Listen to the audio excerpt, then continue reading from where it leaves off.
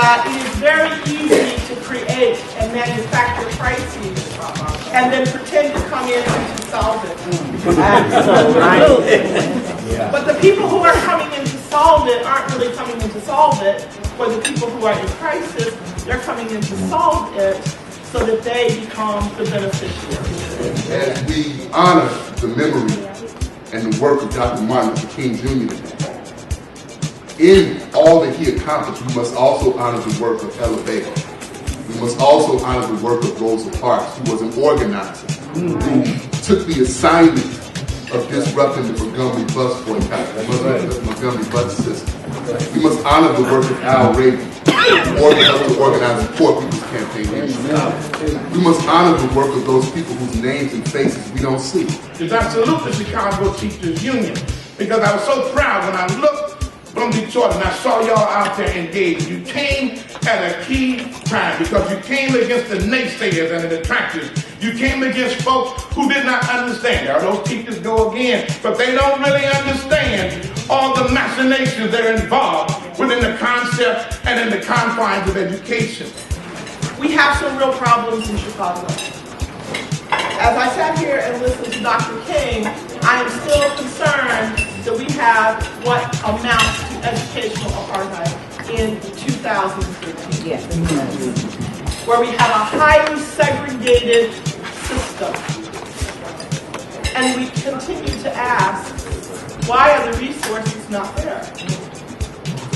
And you go a few miles in either direction around the city and you see something completely different. At Lakeview High School, which is a neighborhood school about 2 blocks from the main house, 2 or 3 blocks from the main house, they have 12 advanced placement classes.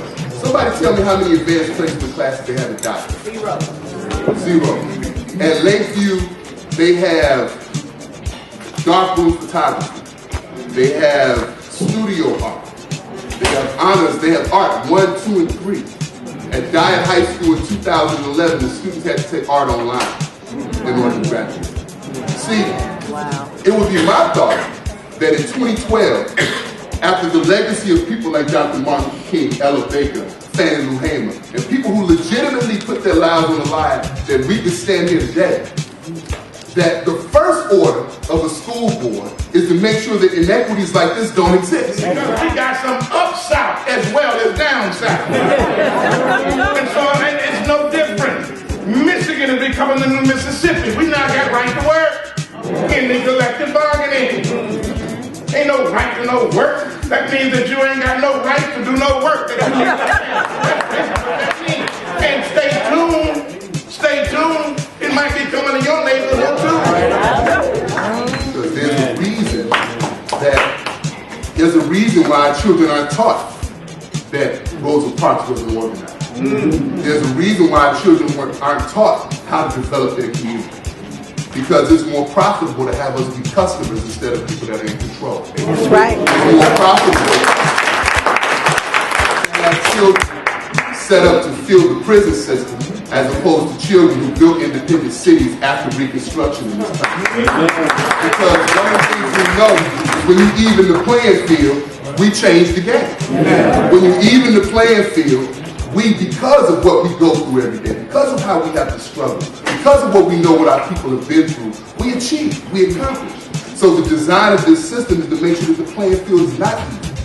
Actually, to make sure that the playing field is wicked, that the playing field sets our children up to make sure that they don't succeed. There's an old African proverb that says, in order to understand the ending, you have to go back to the beginning. In the beginning, America, this nation, our forefathers and mothers, ex-slaves, and poor white folks founded public education on the basis of the fact that they wanted an opportunity, just like the landowners and the rich people, to be able to educate their children. And out of that movement came schools, elementary schools, and high schools. Out of the basement of black churches came black colleges and institutions. So we as the people have always prided ourselves on education. Public education, is as much a part as America as apple pie and vanilla ice cream with a little melted cheddar cheese on top. It is. And now folks want to go back. And if we're not careful, we you will allow them to. That's right. They want you to pay for something that should be a basic, fundamental right. That's it. That every child has right.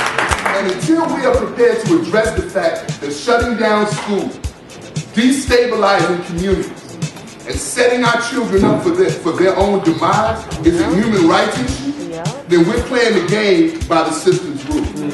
Either we're going to change the game or we're going to play it. And if we change the game, then we draw a line in the sand and we say you cannot have our most precious resource. So the people that get to have the loudest voice are the people who know the least.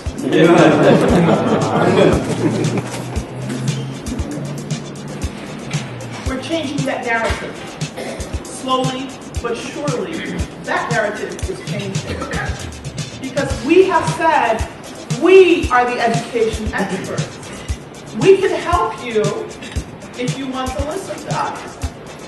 But if you want to push us aside and dismiss us, then we're not going to go quietly into that good night.